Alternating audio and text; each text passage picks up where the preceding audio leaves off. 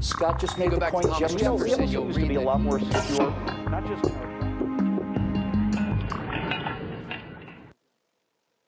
Bye-bye, Boehner. Bye-bye. Ohio Congressman and Speaker of the House John Boehner shocked Washington and the world on Friday when he announced he's stepping down as Speaker at the end of October, and he's leaving Congress too. That's right. The weepy-eyed, chain-smoking, hard-drinking, golf-playing milquetoast of the Midwest is as good as gone, if you can believe that. But who will replace him? I'm Steve Green. This is Trifecta, and here today to take off their orange-tinted glasses and peer into the future with me, Scott Ott and Bill Whittle. Now, gents, I don't want to bother folks rehashing what happened last week, because the important thing is that job opening on the right side of the aisle on the House side of the Capitol building. This is where budgets are made, where taxes are proposed, and where the GOP has its largest and arguably least effective majority since 1930. Now, Boehner helped build that majority, it's true, but he never could figure out what to do with it.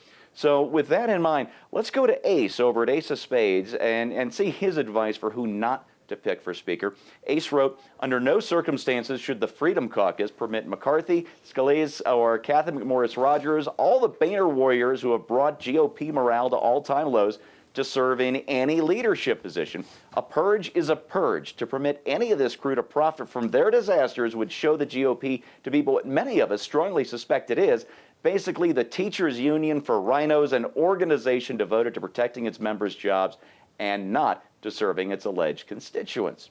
Now, Scott, Ace would pretty much give the shaft to an awful lot of practical political experience there by eliminating all those folks. Would you consider any of Boehner's leadership team, or do you have something different in mind? Well, if there was any honor and dignity in the halls of the House, they would openly say, we are all stepping aside. You know, we do not want to be considered for this. We were part of this team, and a rebuke of the top of the team is a rebuke of the entire team. And but of course, I'm not expecting to find a whole lot of honor and dignity in the chambers and the cloakrooms around the House of Representatives. So, you know, I think that the so-called Freedom Caucus, and I love that name, should stand firm on that and should say, look, we don't want this more of the same. Now, the problem is that to be the House Speaker, you either have to have dirt on like 217 members of the House to force them to vote for you, or you have to be the least offensive to the most members. So you have to be somebody who's sort of slightly offensive to everybody, but not the most offensive to everybody. And so you're not going to get some sort of barn-burning Republican conservative stalwart as the Speaker of the House, at least not in this Congress. You know, one harkens to the days of Newt Gingrich the last time we saw somebody like that. Yeah, and just to put any fears you might have at ease, if there's any honor or dignity on the House side, Scott, Kevin McCarthy threw his hat into the ring on Tuesday morning. You know, Boehner's #2, and he'll probably get it. All right, let us look even further into the future. None other than Vice Chairman of the Republican National Committee says that it's time for Mitch McConnell to step down as Senate Majority Leader. It'd be a complete shakeup on the Hill.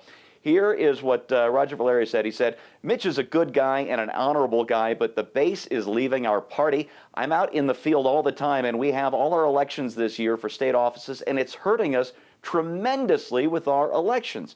Now, he had no suggestions for a McConnell replacement. He said, honestly, I haven't really thought of a replacement. We are being so beat up by the base. I was just frustrated. You got a feel for him on that, Bill. That anger out there, it's real, isn't it? Could McConnell be next? And more importantly, is anger a smart way to play politics when the GOP has already been branded as sort of this angry white guy's party? Well, this is entirely the point. We've been branded the angry white guy party while we sit there just limp with our legs up in the air doing absolutely nothing. When you say this is the biggest majority we've had since the 1930s and we don't know how to use it, then what you're basically saying is that John Boehner and Mitch McConnell's leadership has allowed us to be tarred as angry guys who haven't accomplished anything. My feeling is if you're going to wear the label, you might as well get something done with it. You know, I mean, a lot of people said that George Patton was an angry guy too, but George Patton had something to back up the reputation. He actually got something done, namely he basically conquered Germany. You know, that's not a bad way to get a reputation for those kind of things.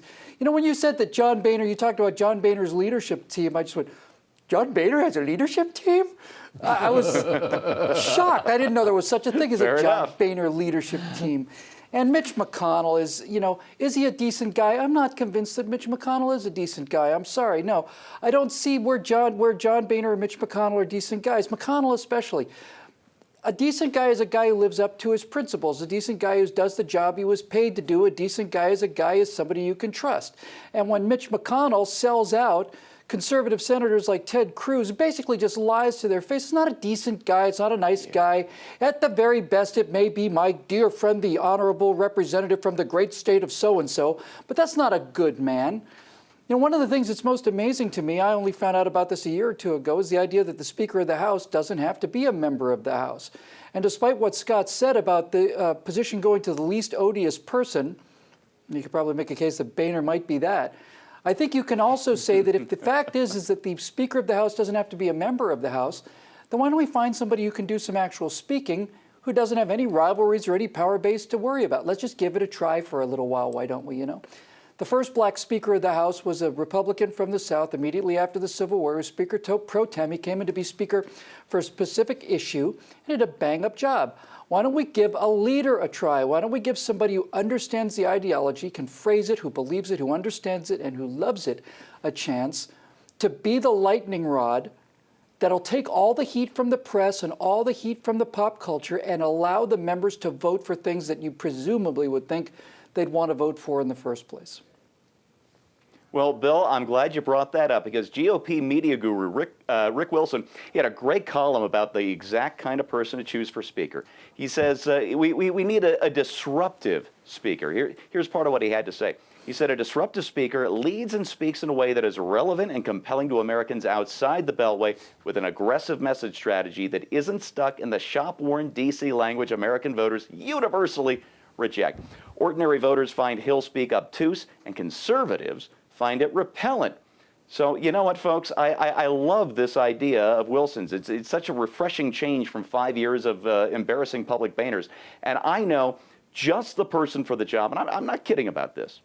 Donald Trump. No joke. Think about it. Now, the Speaker, as Bill said, doesn't have to be a member of Congress, just anybody who can get the necessary votes.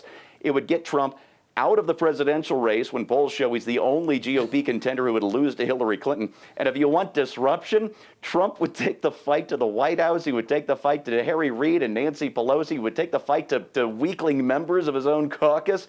And he'd make the House big, noisy fun in a way it hasn't been since Newt left in shame. So, Speaker Trump and the shout. For PJTV, I'm Steve Creed.